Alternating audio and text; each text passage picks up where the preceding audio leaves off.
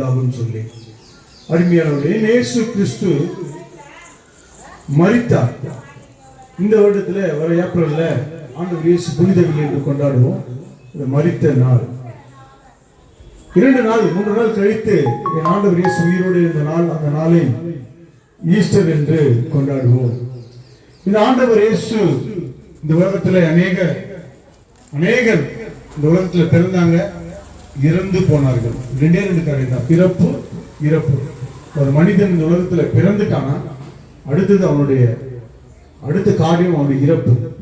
ஆனா ஆண்டவருக்கு மட்டும் ஒரு ஸ்பெஷல், இயேசுக்கு ஒரு ஸ்பெஷல் என்னன்னா, ஆண்டவர் இயேசு 3ஆவது நாள் உயிரோடு எழுந்த தெய்வம். 3ஆவது நாள் உயிரோடு, இந்த உலகத்துல அநேகர் பிறந்தாங்க இறந்தாங்க, ஆனா ஆண்டவர் இயேசு மட்டுமே 3ஆவது நாள் உயிரோடு எழுந்தவர்.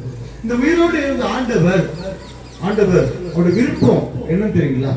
அவருடைய விருப்பம் என்னன்னா, அவரால் படைக்கப்பட்ட எல்லா ஜனங்களும் நல்ல ஆசீர்வாதமா இருக்கணும், நல்லா இருக்கணும். ஆண்டவருடைய விருப்பம். அதனாலதான் ஆண்டவருடைய அன்பை வெளிப்படுத்தி நமக்காக தன் ஜீவனையை கொடுத்து இந்த உலகத்திலே வந்தார். அருமையானவர்களே, இந்த ஆண்டவர் இயேசு எல்லோரையும் நேசிக்கிறவர், எப்பேற்பட்டவர்களையும் நேசிக்கிற தெய்வம். யாராலும் நேசிக்கிறவர்? கிறிஸ்தவர்களுக்கு மட்டும் தெய்வமா? இல்லவே இல்லை. அவர் கிறிஸ்தவர்களுக்கு மட்டும் தெய்வமா? கிடையவே கிடையாதுங்க. ஒரு எல்லாருக்குமானவர், இந்த ஆண்டவர் இயேசு எல்லோரையும் நேசிக்கிறவர். என் ஆண்டவர் இயேசு இந்த உலகத்துல வந்து அவரோட கூட ஒரு 12 பேரை வைத்திருந்தார்.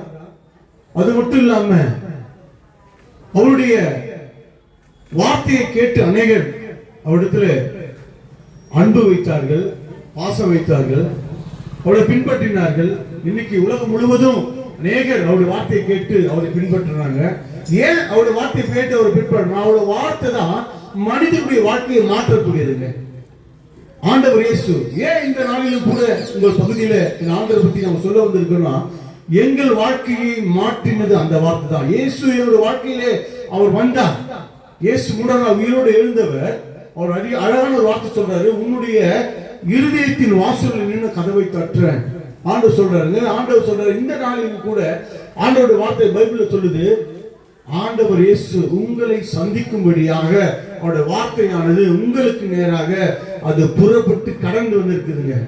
இந்த ஆண்டோட வார்த்தை உங்க இருதயத்துக்கு நேரா நிக்குது.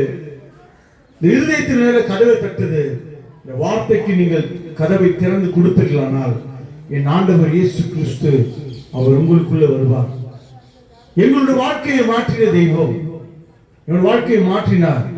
என்ன அப்படி மாற்றினார்? எங்கள் வாழ்க்கை என்ன மாற்றினார்? இயேசு கிறிஸ்து